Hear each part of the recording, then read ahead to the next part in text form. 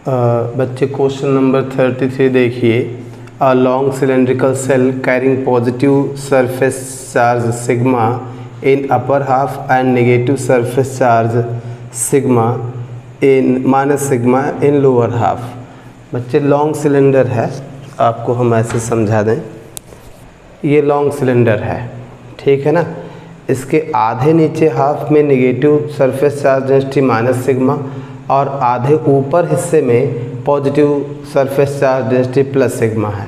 इस तरह से सिलेंडर है, नहीं आप बिल्कुल सामने से देख रहे हो, इसलिए इस तरह से क्रॉस सेक्शन आपको दिख रहा है। कह रहा है कि इलेक्ट्रिक लाइन ऑफ फोर्सेस का सही रिप्रेजेंटेशन क्या है।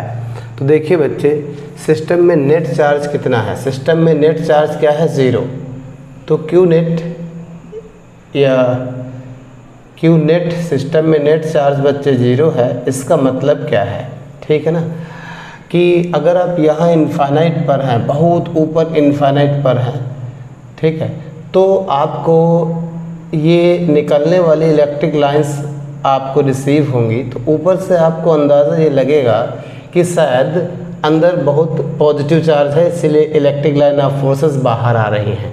जबकि नेट चार्ज जब सिस्टम में 0 है, जैसे मान लीजिए बच्चे ये एक सिस्टम है, इसमें प्लस क्यू माइनस क्यू, ये नेट चार्ज 0 है, नहीं तो पास से चाहे जो कुछ आपको दिखे कि पॉजिटिव से निकल रही है, नेगेटिव की तरफ जा रही हैं, लेकिन दूर से, बहुत दूर से नेट इलेक्ट्रिक फील्ड आनी चाहिए आपकी तरफ, और न ही total electric line of forces आपसे दूर जानी चाहिए, क्योंकि सिस्टम में नेट चार्ज 0 है। तो अगर यहाँ नीचे पर इस डायग्राम केवल यही कंसीडर करो, आप बिल्कुल नीचे हो, तो आपको इलेक्ट्रिक लाइंस इसके अंदर जाती हुई नज़र आएंगी, तो आपको फील आएगा कि सिस्टम में नेट चार्ज कुछ ना कुछ नेगेटिव है। जबकि नेट चार्ज जितना प्लस सिग्मा उतना ही माइनस सिग्मा, नेट चार्ज 0 है। इसलिए बच्चे ये रिप्रेजेंटेशन गलत है, क्योंकि ऊपर से लग रहा है कि पॉजिटिव ही पॉजिटिव है और नीचे बहुत दूर है तो लगेगा नेगेटिव ही नेगेटिव है।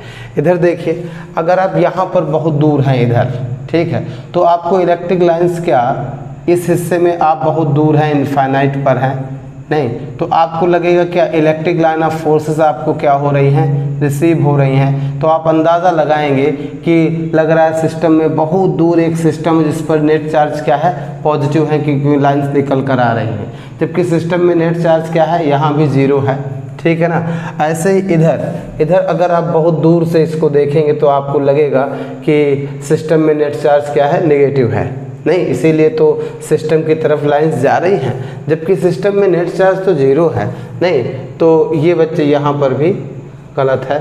यहाँ पर देखिए, ये कॉर्नर्स का आना गलत बता रहा है, ठीक है, और वही वाली बात है, बहुत दूर से अगर आप देखेंगे तो सिस्टम में नेट चार्ज 0 है, ना तो कोई इलेक्ट्रिक लाइन ऑफ फोर्स निकल के बाहर आनी चाहिए ओवरऑल से कोई भी इलेक्ट्रिक लाइन ऑफ फोर्स ना निकल के बाहर आए ना अंदर जाए। तो इधर ऊपर हाफ से बाहर जा रही, नीचे वाले हाफ से अंदर जा रही, इसलिए ये भी गलत है। केवल ये डायग्राम सही है, नहीं बहुत ही कम इलेक्ट्रिक लाइन ऑफ फोर्स एक दिखाई गई है, जा रही है, चलो वो तो निग्लेजिबल है, और बाकी सारी इलेक्ट्रिक लाइन ऑफ फोर्सेस इस तरह से, ठीक है ना। तो चाहे आप इधर बहुत दूर से देखें, ऐसा नहीं लग रहा है कि कोई बाहर रिसीव हो रही इलेक्ट्रिक लाइन फोर्स या अंदर जा रही है, ना इधर बहुत दूर से देखने पर भी, ठीक है, क्यों आनी भी नहीं चाहिए। नेट चार्ज सिस्टम में क्या है, 0, जितना प्लस सिग्मा उतना ही माइनस सिग्मा। तो इसका ए ऑप्शन में जो representation of electric line of force का है वो ज़्यादा करेक्ट है। देखिए क्वेश्चन नंबर 29, ये हमने पहले से ही डायग्राम बना रखा है बच्चे, ताकि आपका टाइम ना खराब हो।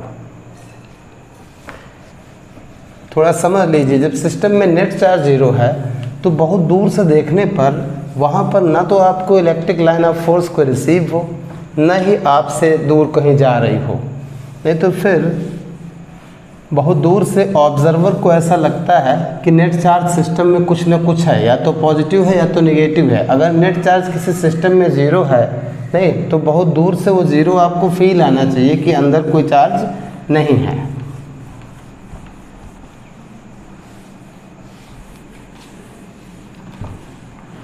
तो क्वेश्चन नंबर, चलिए ये देख लीजिए 28, आसान है, आप बस देख लीजिए। एक्स एक्सिस y एक्सिस, ये एक इक्विलैटरल ट्रायंगल है और इक्विलैटरल ट्रायंगल के साइड लेंथ l है। एक कॉर्नर पर -2q चार्ज है, एक कॉर्नर पर +q है और इधर भी +q है। आपसे सिस्टम का पी नेट पूछ रहा है, काफ़ी आसान है, थियोरेटिकल वीडियो में ये सब कराया जा चुका है। डायपोल और डायपोल मूवमेंट से रिलेटेड क्वेश्चन देखिए। अब आप क्या कहेंगे, यहाँ तो 2 डायपोल बनेंगे, ठीक है ना। ये -2q को आप ऐसे स्प्लिट कर लीजिए, -q और -q, -q एक डायपोल, ये -q एक डायपोल, ये इसका डायपोल मूवमेंट P1 क्या होगा, Q इंटू ए। इसका डायपोल मूवमेंट P2 क्या होगा, P इंटू ए, Q इंटू ए, ठीक है। तो P1 P2 आ गया है, ठीक है। सेम है Q इंटू ए, ए मीन्स L, यहाँ लेंथ L, दोनों के बीच चार्जेस के बीच की डिस्टेंस L दी है। तो ये डायपोल मूवमेंट P1 क्या है, कोई एक चार्ज का मैग्नीट्यूड और दोनों चार्जेस के बीच की डिस्टेंस। P2 कोई एक चार्ज का मैग्नीट्यूड, दोनों चार्ज के बीच की डिस्टेंस। इक्विलैटरल ट्रायंगल है, पहले तो आप इसको ऐसे सॉल्व करिए। P1 P2 बेकार में लिखा है, अगर आप P लिख दें तब भी कोई दिक्कत नहीं होगी, क्योंकि दोनों डायपोल मूवमेंट क्या है, सेम है। या कुछ ना लिखो, आप सीधे QL लिख दो, बार बार वैल्यू डालें QL, ठीक है ना। अब बच्चे ज़रा ध्यान दीजिए, इसका नेट निकालते हैं। नहीं तो नेट निकालने के लिए एक वर्टिकल लाइन यहाँ से आप ड्रॉ कर दीजिए ऐसे, और एक हॉरिजॉन्टल लाइन। ये 60 60 60 है, तीनों 60 60, तो ये 30 30 हो जाएगा, ठीक है ना। तो इधर क्या आ जाएगा, इसका कंपोनेंट लो QL cos 30 और इधर आएगा QL sin 30, नहीं इधर आएगा QL cos 30 और इधर आएगा QL sin 30, ठीक है ना। तो ये तो अपोजिट डायरेक्शन में है, सेम मैग्नीट्यूड में है, इनका रिजल्टेंट 0। तो पी नेट क्या आ जाएगा, पी नेट कितना आसान है, 2QL cos 30√3/2, ठीक है ना। तो पी नेट देखो बेटा क्या आ रहा है, पी नेट 2QL, 2 कैंसिल हो जाएगा, आप सीधे इधर लिख दें QL√3, ठीक है ना। और अगर इसको मैग्नीट्यूड ये है, अगर इसको वेक्टर फॉर्म में लिखें तो आप देख सकते हैं QL√3, इसका नेट का डायरेक्शन क्या है, y एक्सिस के नेगेटिव डायरेक्शन में, इसलिए -j से मल्टीप्लाई कर दें, ठीक है ना। देखो किसी ऑप्शन में मिल जाएगा, जी हाँ सी ऑप्शन में लिखा है। आसान क्वेश्चन था, डिफ़िकल्ट नहीं है। क्वेश्चन नंबर 29 देख लीजिए, आसान ऑब्जेक्टिव हैं, कुछ ऑब्जेक्टिव अच्छे हैं, बाकी ज़्यादातर ऑब्जेक्टिव आसान है। आप बस तैयार करें, कंसेप्ट पर पूरा चैप्टर पढ़ें, पहले थ्योरी रिवाइज करें, न्यूमेरिकल की प्रूफ वगैरह देखें, प्रूफ न्यूमेरिकल ये सब आपने एक बुक से लगा डालिए और फिर ये ऑब्जेक्टिव देखें।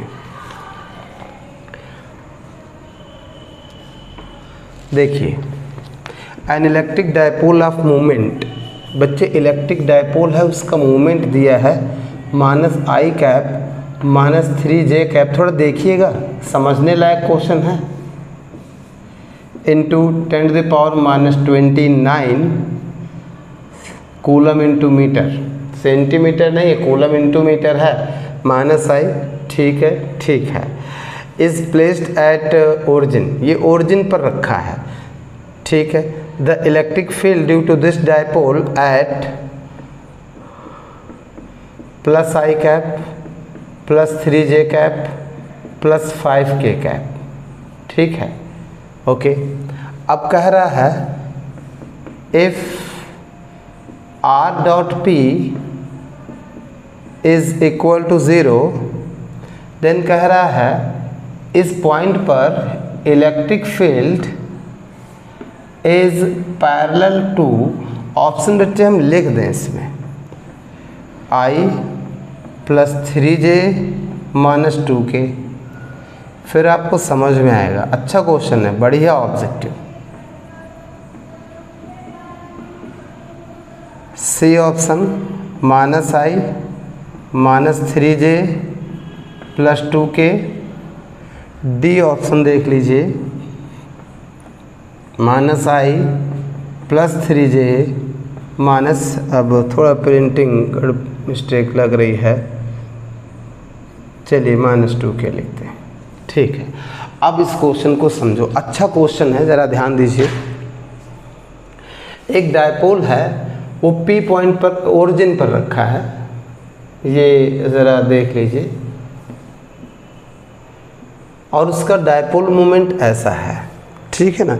मान लीजिए कोई है, ओरिजिन पर एक डायपोल रखा है, उसका डायपोल मोमेंट ऐसा है, इस तरह से, नहीं, इधर की तरफ डायपोल मोमेंट P है, ठीक है।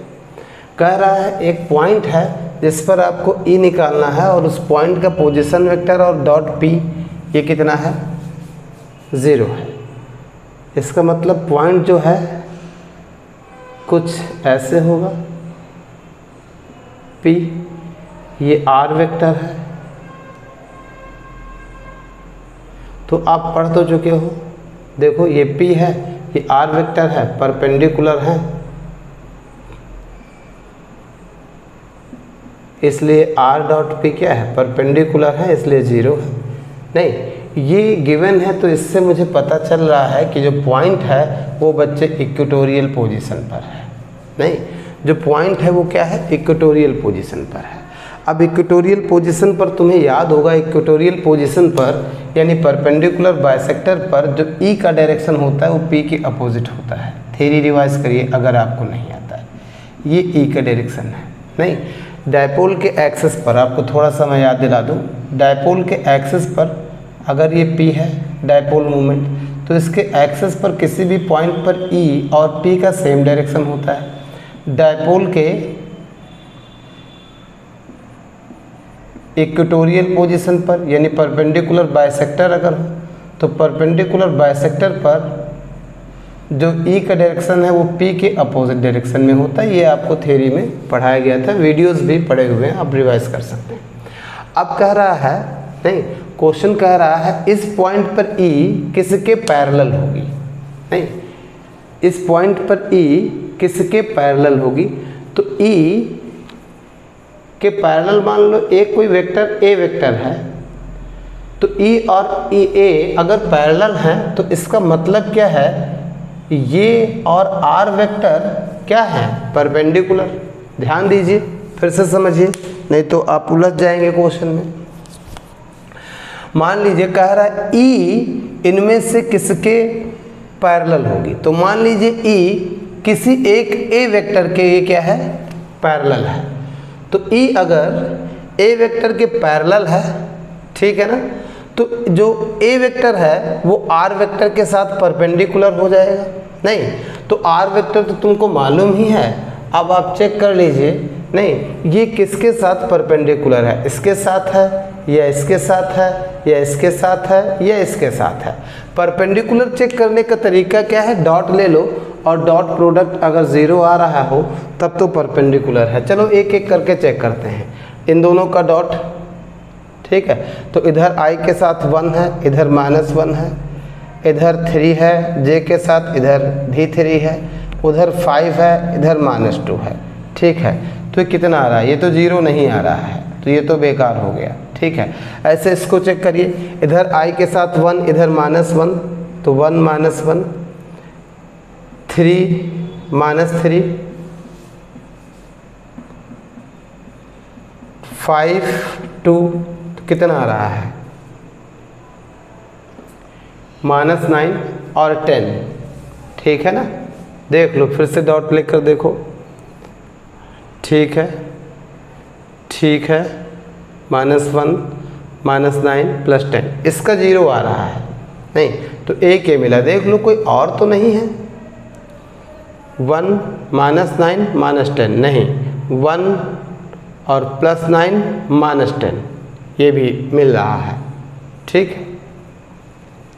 तो दो ऑप्शन मुझे इसमें मिल रहे हैं, A और C वाला, ठीक है, A और C वाला जी।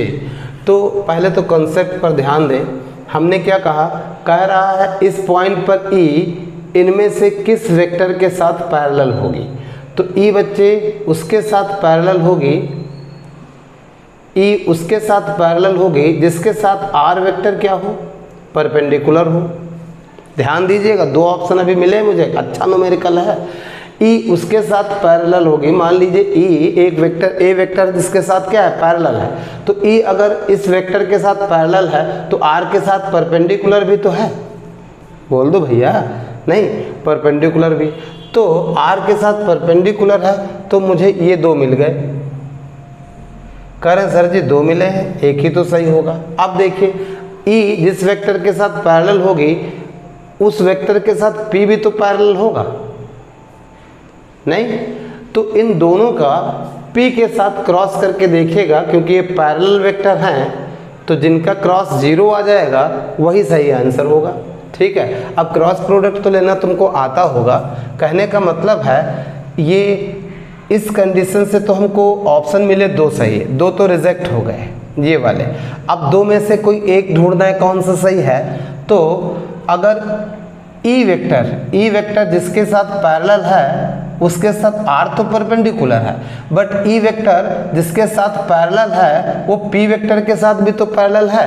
और अगर दो वेक्टर पैरेलल होते हैं तो उनका क्रॉस प्रोडक्ट 0 होता है, नहीं? तो P वेक्टर का, अब इस P वेक्टर का इन दोगुने के साथ आप क्रॉस लेकर देखिए और जिसका क्रॉस आएगा 0 वही सही है। तो इस हिसाब से ए ऑप्शन आपको करेक्ट इसमें मिल जाएगा। क्रॉस लेना आपको आता होगा, अच्छा ऑब्जेक्टिव था, आप इसको ज़रूर हमने गाइड कर दिया है। गाइड क्या लगभग 40-80% सॉल्व कर दिया है, 70%, ठीक है, समझा भी दिया है। अब आप इसको क्रॉस लेकर देखिए, इसमें एक ऑप्शन सी ऑप्शन भी आपसे गायब हो जाएगा, केवल सही ऑप्शन ए जो है वही आपको मिलेगा। चलिए देखिए, अच्छे ऑब्जेक्टिव हैं इस पेज पे, बहुत आराम से आपको समझना और सीखना है। चलिए क्वेश्चन देखिए, question number 30, -q and +q। ये दिखाए गए बच्चे एक डायग्राम में, इस तरह से डायग्राम गिवन है। A -q, B +q dipole है, ठीक है। यहाँ पर पॉइंट P डैश दिखाया गया है और यहाँ पर P दिखाया गया है, यहाँ पर कैपिटल Q चार्ज है। अब जरा कुछ डेटा गिवन है, देखते हैं। -q and +q are located at A and B respectively, और ये एक डायपोल बना रहे हैं। AB की वैल्यू 2A है, AB की वैल्यू 2A है, कोई नहीं, पड़ा रहने दो। Mid point of the dipole O इसका मिड पॉइंट है, ये सब गिवन है। OP परपेंडिकुलर, अरे यार परपेंडिकुलर बाइसेक्टर वाला क्वेश्चन है, मुझे अभी तक तो यही लग रहा है, ठीक है। Q चार्ज P पॉइंट पर रखा है यहाँ पर, ठीक है, और OP की वैल्यू Y है और OP की वैल्यू Y है एंड Y बहुत बड़ा है 2A से, ठीक है। Q चार्ज एक इलेक्ट्रिक फोर्स, यहाँ पर इस पर फोर्स लग रहा है F, आसान होगा, चलो देखते हैं। फोर्स वगैरह क्वेश्चन आसान होते हैं। फोर्स F और फिर Q को P डैश तक लाया गया है, Q को पकड़कर P डैश तक लाया गया है, यहाँ तक, ठीक है। और बच्चे क्वेश्चन दिया है OP dash is equal to Y/3, नहीं तो कह रहा है, नहीं कह रहा है कि Q पॉइंट पर, Q पर फोर्स क्या होगा। जब P डैश पर रखते हैं इसको तब यहाँ फोर्स क्या होगा, ठीक है ना। ओके, तो कोई डिफ़िकल्ट क्वेश्चन तो नहीं है, बस हाँ लिखी थ्योरी बहुत है इस क्वेश्चन में, लाइन बहुत लिख दी, आप डरिएगा नहीं। देखिए तो बच्चे एक डायपोल है, -q +q चार्ज से बना है, दोनों के बीच की डिस्टेंस 2a है। इसके परपेंडिकुलर बाइसेक्टर पर OP ये तो Q चार्ज है, OP Y है, नहीं तो यहाँ पर Q चार्ज रखा है तो एक फोर्स लग रहा है, मान लो फोर्स F है, इसको फिर Q चार्ज को पकड़कर P डैश तक लाए, यहाँ पर फोर्स कह बता दीजिए। और OP तो Y है, O से P तक Y है और O से P डैश तक y/3 है। तो बच्चे अगर आप इसको ध्यान से देखें, नहीं तो ये तो हो गया डायपोल, माइनस से प्लस के इसका डायपोल मूवमेंट है, तो P पॉइंट पर इलेक्ट्रिक फील्ड इंटेंसिटी ऐसे होगी, अभी तो बताए पिछले क्वेश्चन में। और देखिए ये जो डिस्टेंस है y वो बहुत ज़्यादा है, डायपोल की लेंथ बहुत कम है, यानी डायपोल इसमें क्या है, बहुत छोटा है, डिस्टेंस बहुत ज़्यादा है y और डायपोल की लेंथ 2a बहुत कम है। इसका मतलब क्या है, इसका मतलब ये है इस केस में डायपोल बहुत छोटा सा कंसीडर किया गया है, डायपोल बहुत शॉर्ट है। And if dipole is very short,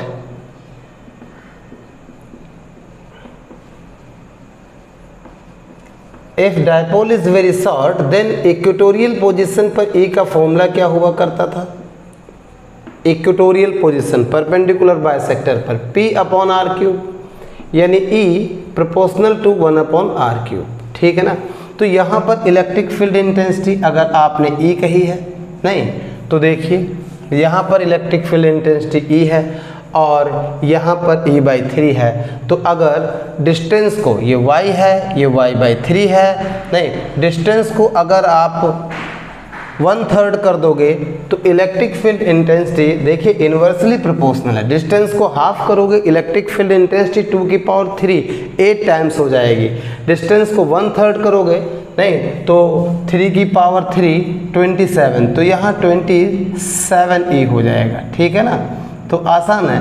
तो यहाँ पर फोर्स क्या लग रहा है, F = QE, नहीं तो यहाँ फोर्स क्या लगेगा, F' = Q, कैपिटल Q ले लीजिए, Q और E कितना 27E, यानी F' = 27, QE बचेगा तो वो F है।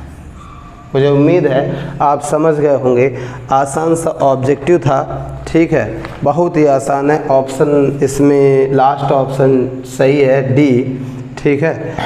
चलिए और करते हैं, काफ़ी अच्छे अच्छे न्यूमेरिकल्स हैं, आप देखते रहिए, कुछ बहुत ही आसान है, जैसे next objective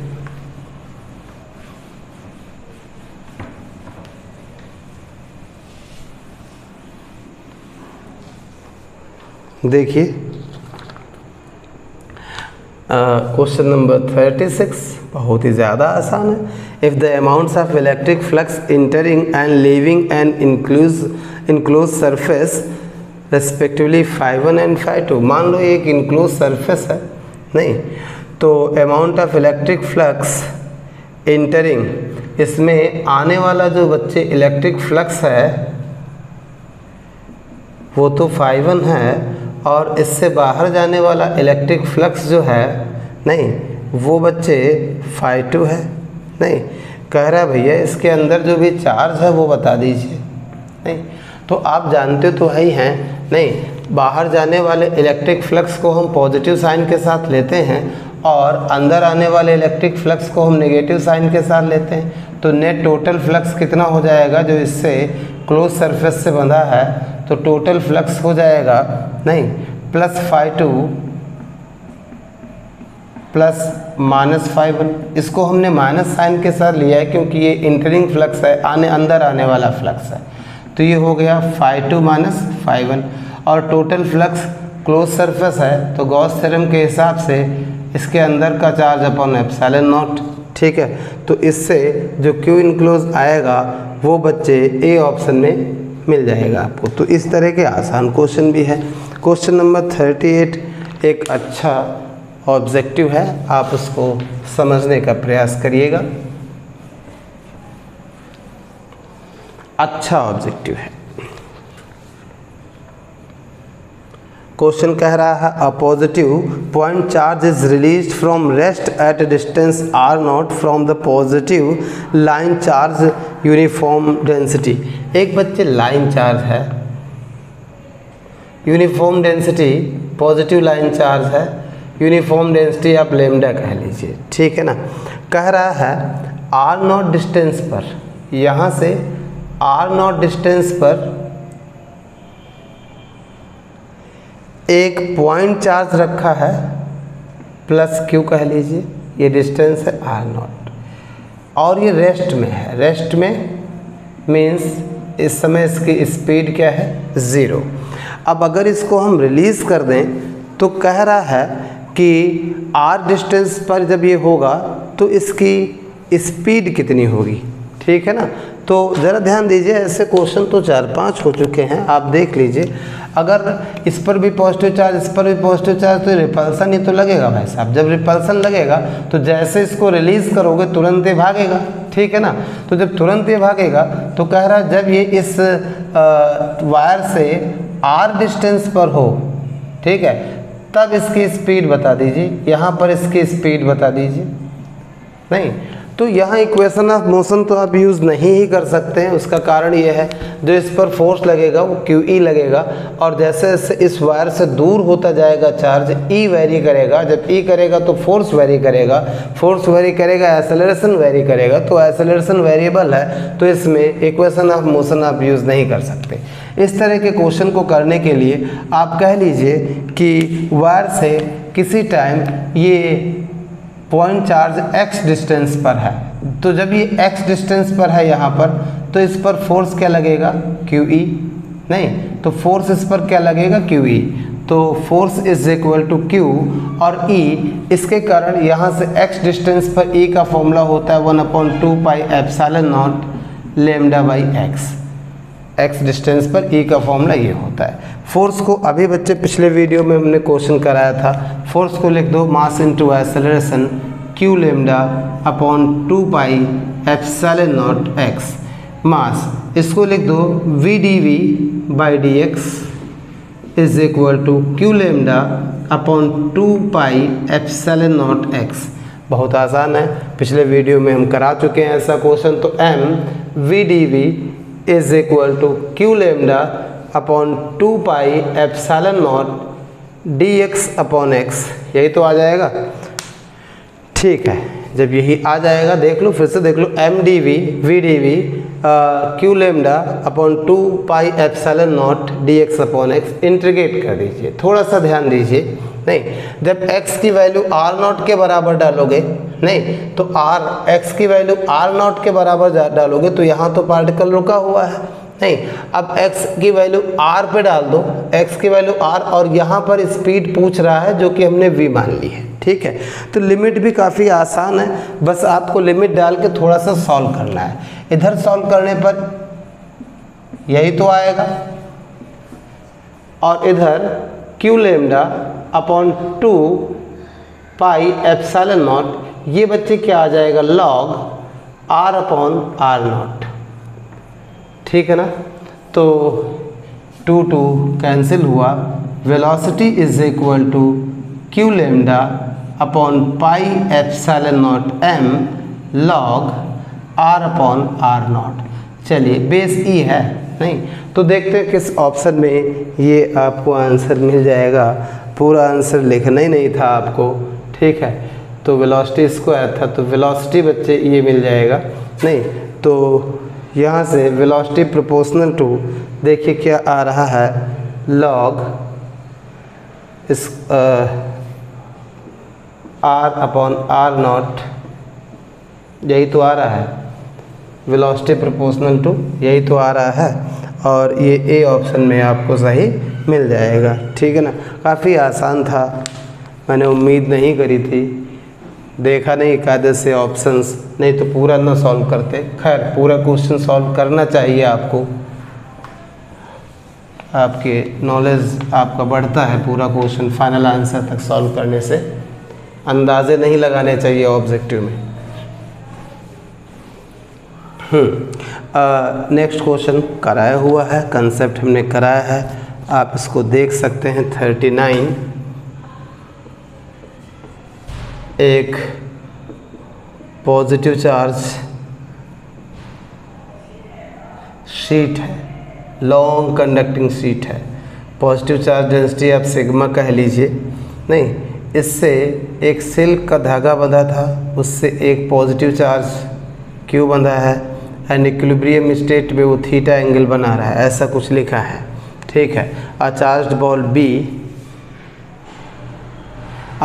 ball B hangs from silk thread S, ये सिल्क थ्रेड का नाम है S। ठीक है। थीटा एंगल बना रही है। चार्ज्ड कंडक्टिंग सीट है, ये कंडक्टिंग सीट है, कंडक्टिंग सीट है। क्वेश्चन आप बच्चे लिंक पर जाके डाउनलोड कर सकते हैं। The surface charge density sigma proportional to, question कह रहा है सिग्मा प्रोपोर्शनल टू, ऑप्शन में cos theta, sine theta, tan theta, cot theta, ऐसे ही लिखे हुए हैं। तो आप देख लीजिए बच्चे, बहुत ही ज़्यादा आसान है, कोई स्ट्रेस लेने वाली बात नहीं है। नहीं, आप इसका वेट तो mg सीधा नीचे लगेगा और यहाँ इलेक्ट्रिक फोर्स QE लगेगा।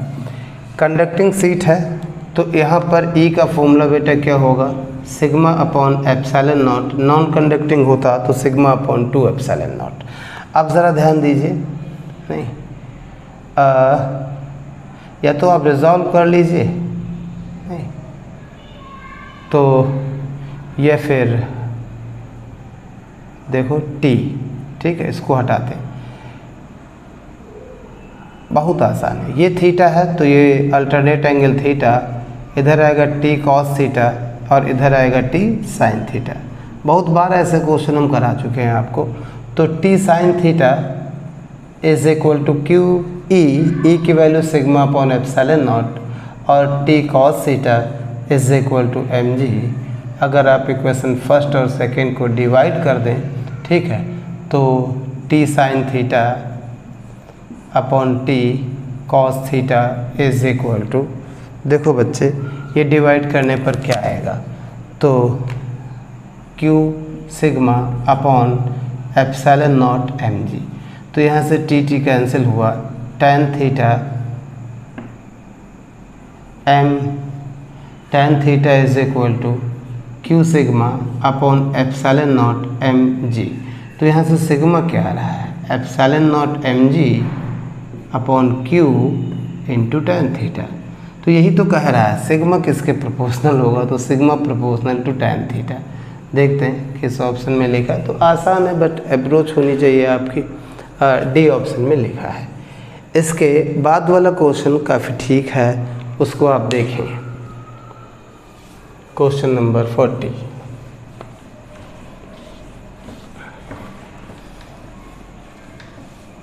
पहले आपको असाइनमेंट के क्वेश्चन अपने आप ट्राई करने चाहिए और उसके बाद आंसर मिलाओ। काफ़ी बढ़िया क्वेश्चन है। Question number 40। Two infinite planes each with uniform surface charge density sigma are kept in such a way that the angle between them is 30 degree. The electric field in the region shown between them is given by. काफ़ी बेहतरीन question है, इसको हम बहुत आराम से solve करेंगे। ये इनफाइनाइट प्लेन है, सिग्मा प्लस इनके बीच का एंगल बच्चे 30 डिग्री है। ठीक है, कह रहा है अगर ये एक्स एक्सिस आप इस तरह से लें, ऐसे वाई एक्सिस लें, तो वेक्टर फॉर्म में इधर किसी भी पॉइंट पर आप इलेक्ट्रिक फील्ड बता दीजिए। अच्छा क्वेश्चन है, आप इसको बहुत कायदे से समझेंगे। मान लीजिए हमको इस पॉइंट पर इलेक्ट्रिक फील्ड लिखनी है। ठीक है, मैंने जानबूझ के परपेंडिकुलर बाइसेक्टर ज़्यादातर लोग लेकर समझाते हैं, जबकि क्वेश्चन में कहीं नहीं लिखा है कि परपेंडिकुलर बाइसेक्टर पर पॉइंट हो या एंगल बाइसेक्टर पर हो या इधर हो उधर हो, ऐसा कहीं नहीं लिखा है। कह रहा है इस रीजन में किसी भी पॉइंट पर इलेक्ट्रिक फील्ड इंटेंसिटी बता दीजिए। थोड़ा सा याद दिला देते हैं आपको। अगर बच्चे इनफाइनाइटली एक्सटेंडेड चार्ज शीट हो और सरफेस चार्ज डेंसिटी सिग्मा हो तो पॉजिटिव चार्ज है, तो इलेक्ट्रिक फील्ड इंटेंसिटी शीट के perpendicular away sigma upon 2 epsilon not. उम्मीद है ये फॉर्मूला तुम्हें आता होगा। ठीक है, तो यहाँ पर इलेक्ट्रिक फील्ड इंटेंसिटी इस शीट के कारण होगी शीट से अवे। शीट से अवे का मतलब है हम आराम से सॉल्व करेंगे, आपको बस देखना है। ये देखो क्या, सिग्मा अपॉन 2 एप्सिलॉन नॉट। नहीं, इस सीट के कारण ये सीट के परपेंडिकुलर, उस सीट के अवे क्या, सिग्मा अपॉन 2 एप्सिलॉन नॉट। ठीक है ना। अब तुम्हें थोड़े एंगल वगैरह की ज़रूरत है। नहीं, ये 90 डिग्री है, ये भी 90 डिग्री है, थोड़ा सा समझ लीजिएगा भाई। ये 90 और ये 30 डिग्री है, तो ये एंगल अगर आप बता दें तो बहुत अच्छा होगा। क्या ये 150 डिग्री आ रहा है? कैसे कि क्वाड्रिलेटरल के चारों इंटीरियर एंगल का सम 360 होता है, तो 90 90 180, 150 30 180, 180 180 360। अगर ये 180 आ गया है तो बच्चे इस एंगल को अगर आप ध्यान दें तो क्या ये 30 डिग्री है, और क्या ये भी एंगल 30 डिग्री है? यस। थोड़ा सा दिमाग लगाना है और कायदे से सॉल्व करना है। अब तो कुछ करना ही नहीं है, अब आप डायग्राम को अलग से बना लें। नहीं, इसकी वैल्यू को हम ई कह लेते हैं, तो क्या ये भी ई है? यस, ये भी ई है। तो देखिए बच्चे, एक ई तो ऊपर लग रहा है बहुत ही कायदे से, और एक ई ऐसे लग रहा है, ठीक है ना। और ये एंगल क्या है? 30 डिग्री। थोड़ा सा ध्यान दीजिए, बस रिजॉल्व करना है। इधर क्या होगा बच्चे? E cos 30। इधर क्या होगा? इधर क्या होगा? ई साइन 30। ठीक है ना।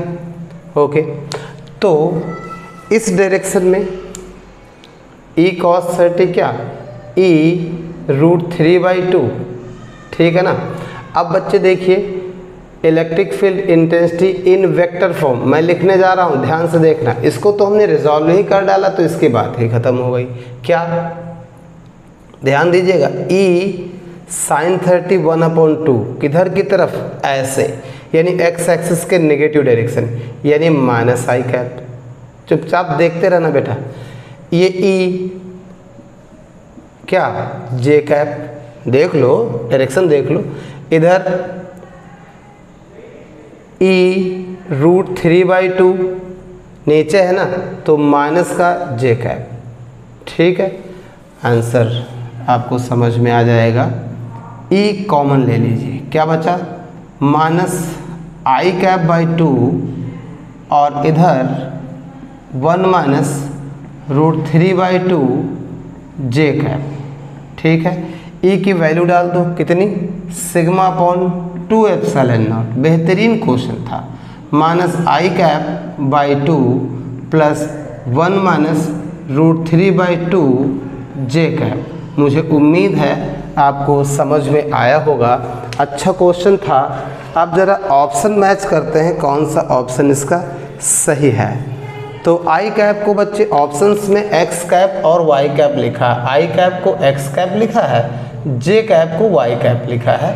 कोई टेंशन वाली बात नहीं, मैंने इसलिए लिख दिया तुम्हें ऑप्शन मैच कराने में आसान रहे। तो माइनस का, ये माइनस का है, ये प्लस का है जी। डी ऑप्शन इसका करेक्ट है, कोई टेंशन वाली बात नहीं है। ठीक है, कोई आराम से मैच करिएगा। ये एक्स कैप वाई कैप, ठीक है, आसानी से मैच कर रहा है।